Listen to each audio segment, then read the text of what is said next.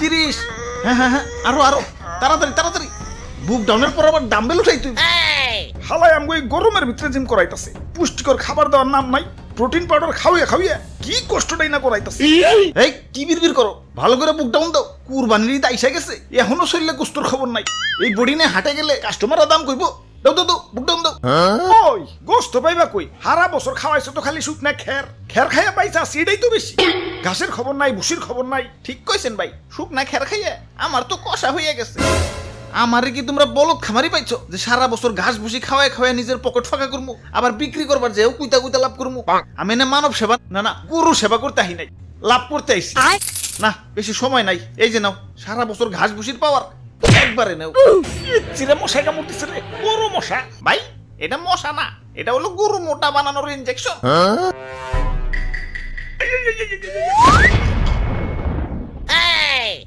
এইবার ঠিক আছে, এইবার ভালো দাম পাওয়া যাবো। তাই হাটে যে গরুটা বেই চাহি।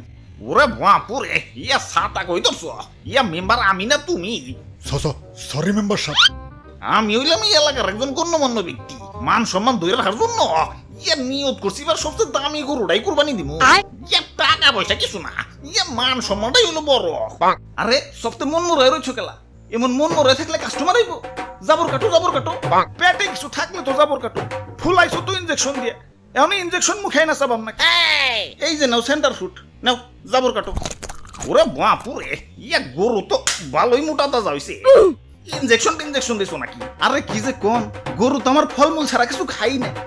এই তো একটু আগেও 10 কেজি আপেল সাবার করে দিল, দেখেন না পেটটা কেমন ফুলে রয়েছে।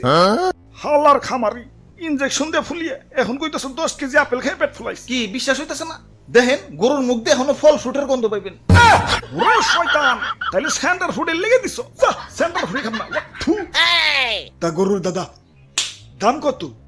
বেশি না, মাত্র 10 লাখ।